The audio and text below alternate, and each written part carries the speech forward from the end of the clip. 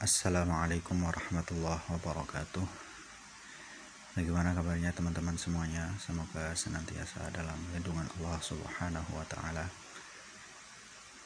Sebelumnya mohon maaf jika video tentang akidah ini telat hampir lebih dari sebulan ya, tidak membahas mengenai akidah karena ada beberapa kesibukan di dunia nyata yang membuat saya agak kurang semangat untuk membuat video. Tapi insya Allah hari ini kita akan melanjutkan murojaah kita, ringkesan belajar ilmu akidah. Langsung saja ya. Ilmu akidah. Ilmu akidah itu disebut juga dengan ilmu tauhid, disebut juga dengan ilmu kalam, dan terkadang disebut juga dengan usuluddin, dan terakhir disebut dengan al-fiqhul akbar. Jadi ada 5 nama dalam ilmu akidah. Kemudian secara bahasa akidah itu artinya adalah ikatan. Maksudnya adalah sesuatu yang harus diikat kuat oleh seorang mukmin yang tidak boleh dilepas lagi. Seperti itu. Dan secara istilah ilmun yu'rafu bihi itsbatul aqaidid diniyati bil adillatil yaqiniyah wa kashfis syubah allati taduru haulahu. Adalah sebuah ilmu yang membahas tentang penetapan akidah agama. Jadi ini kaitannya dengan akidah agama, bukan yang lainnya. Bil adillatil yaqiniyah, dengan dalil yang yakin. Maksudnya apa? Dalil yakin itu ada 2 dalam Islam, yaitu Al-Quran dan sunnah mutawatirah. Sunnah mutawatirah itu sunnah yang diriwayatkan oleh banyak orang di setiap tingkatannya. Ini biasanya bisa diketahui di ilmu usul al-hadis atau ilmu mustalahil hadis. Kemudian wa kashfis syubah allati taduru haulahu, dan menyingkap, membuka, menyelesaikan syubhat-syubhat atau tuduhan-tuduhan yang terkait dengan ilmu akidah tadi. Seperti itu. Jadi ilmu yang membahas mengenai akidah agama yang ditetapkan dengan dalil-dalil yang yakin, maksudnya adalah Al-Quran dan sunnah mutawatirah. Kemudian juga membahas mengenai bagaimana cara untuk menyelesaikan atau menjawab syubhat-syubhat atau tuduhan terkait dengan masalah akidah. Kemudian pembahasan selanjutnya mengenai hukum. Jadi sebelum kita mengenal akidah Asy'ariyah, maka kita harus mengenal hukum ini dulu. Hukum itu apa sih? Kita sering dengar hukum. Tapi hukum itu apa? Begitu ya. Hukum itu di sini tidak saya tulis, tapi intinya hukum itu adalah penetapan suatu hal atau pengingkaran terhadap suatu hal. Semisal saya berkata Zaid berdiri, ya. Berarti saya dalam contoh tadi menetapkan berdiri kepada Zaid. Berarti penetapan terhadap sesuatu. Atau juga pengingkaran terhadap sesuatu. Contohnya Zaid tidak berdiri. Berarti di sini saya menghukumi Zaid dengan tidak berdiri. Seperti itu. Jadi hukum itu penetapan sesuatu terhadap sesuatu atau penafian, pengingkaran sesuatu terhadap sesuatu. Zaid duduk, Zaid tidak duduk. Duduk dan tidak duduk adalah hukum yang melekat pada Zaid. Yang satu penetapan duduknya Zaid, yang kedua adalah pengingkaran duduknya Zaid. Seperti itu hukum. Jadi hukum di sini jangan dilihat dari sisi fikih, bukan ya. Dilihat dari sisi akidah. Hukum dibagi menjadi 3, ada syara', ada akal, ada urf. Syara' itu yang sumbernya dari syariat, misal sholat wajib, puasa wajib, sholat witir sunnah, sholat duha sunnah, namanya hukum syara'. Ini yang dibahas oleh fikih, ya. Kemudian ada hukum akal. Hukum akal itu yang berasal dari akal. Kemudian ada hukum urf, hukum yang berasal dari adat kebiasaan. Nah, kemudian apa bedanya antara hukum adat dengan hukum akal? Hukum urfi atau adat adalah hukum yang terjadi adanya pengulangan.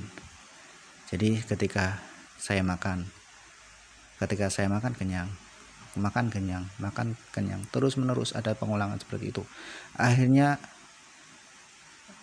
terdoktrin di otak saya bahwa kalau saya makan kenyang, kalau saya makan kenyang, itu secara adat. Tetapi kadang ada perbedaan dengan keadaan normal. Nah, biasanya kan saya makan normal, tapi pada suatu saat ya saya makan tapi tidak kenyang. Nah, karena uruf adat itu terkadang berlawanan dengan kebiasaan yang terjadi. Contoh lagi, daya bakar api. Apakah api itu pasti membakar? Secara adat iya. Ya, tetapi buktinya Nabi Ibrahim ketika dibakar tidak mempan, tidak terbakar. Berarti menunjukkan bahwa daya bakar api adalah adat. Berbeda dengan akal. Kalau akal itu bukan karena pengulangan, tapi ini ilmu pasti. Ya, kemudian tidak ada perbedaan tapi pasti sama terus. Contohnya 1 tambah 1 ya 2. Nggak ada suatu keadaan yang menunjukkan bahwa 1 tambah 1 itu adalah 5, 10, 100, nggak ada. Ya, jadi daya bakar api itu adalah adat. Tapi 1 tambah 1 adalah akal. Nah, ya paham ya. Nah, di sini nanti kita akan tertarik pada hal ini. Hukum akal.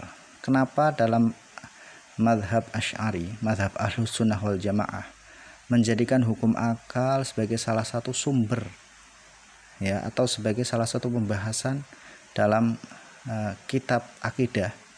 Karena fungsi daripada akal itu apa? Akal adalah penguat Al-Quran dan Sunnah. Jadi dalam madhab Asy'ari sendiri itu berbeda dengan madhab Mu'tazilah. Kalau Mu'tazilah itu menjadikan akal adalah pusat dari segala hal.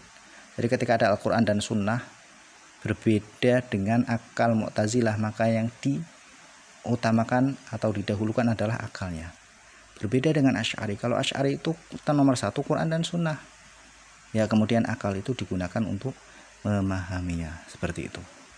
Ini fungsi akal dalam akidah. Yang kedua, untuk membantah semua orang yang mengingkari Allah Subhanahu wa taala, nabi dan hal gaib yang dengan bantahan yang kuat. Nah, begini, kenapa harus dengan akal? Kenapa enggak dengan dalil? Kenapa enggak dengan adat? Karena akal itu seluruh orang, semua manusia di dunia sama. Ya, misal kita bertemu dengan orang Buddha, bertemu dengan orang komunis, bertemu dengan liberal, bertemu dengan orang Kristen, bertemu dengan orang agama apapun, ketika kita membahas mengenai Allah, kan kita nggak mungkin pakai dalil Quran Sunnah. Kenapa? Karena sejak awal mereka itu tidak percaya dengan Al-Quran dan Sunnah. Oleh karena itu kita harus menggunakan akal, karena akal itu sama dimanapun sama.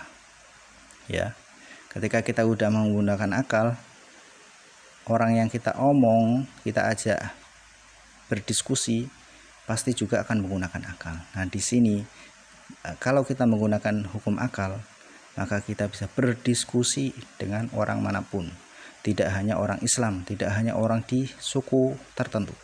Seperti itu ya, mafhum insyaallah. Kemudian pembagian hukum akal dibagi menjadi dibagi menjadi 3. Yang pertama wajib, itu harus ada, sesuatu yang harus ada. Contohnya adanya Allah. Buktinya apa? Adanya dunia ini, dunia yang sebesar ini ya, roti yang sepele gitu aja ada yang menciptakan, apalagi dunia dengan segala tetek bengeknya yang sangat luar biasa ini. Maka pasti akan ada Tuhan. Jadi wajib Tuhan itu ada, harus ada. Berarti wajib itu termasuk hukum akal ya, yang artinya itu harus ada. Kemudian mustahil, pasti nggak ada. Contohnya semisal tidak ada Tuhan yang menciptakan dunia ini, mustahil. Buktinya apa? Buktinya ada dunia ini. Kalau ada dunia pasti ada yang pencipta. Ya, ketika ada argumen yang mengatakan tidak ada Tuhan, itu sangat tidak bisa masuk akal. Karena apa? Karena ya semisal nih pulpen yang kecil ini aja ada yang buat, apalagi dunia ini yang sangat luas seperti itu ya. Dan yang terakhir adalah sifat jaiz. Jaiz itu boleh ada, boleh enggak. Ya, contohnya semisal sekarang kita sedang belajar ya, kita tidak tahu besok kita masih diberikan kehidupan atau mungkin sudah dipanggil oleh Allah Subhanahu wa taala. Nah, hidup mati kita itu adalah sifat jaiz Allah. Ya, boleh saja Allah menghidupkan kita, boleh saja Allah mematikan kita. Semuanya hanya Allah yang tahu dan Allah yang berkehendak. Mafhum ya, insyaallah. Ini adalah ringkesan ilmu akidah. Ini masih muqaddimah ya, insyaallah. Pada video selanjutnya kita akan membahas dikit mengenai ilmu akidah, dan semoga bisa difahami. Jika ada pertanyaan bisa ditanyakan di komen atau di japri saja. Allahu a'lam bishawab. Wassalamualaikum warahmatullahi wabarakatuh.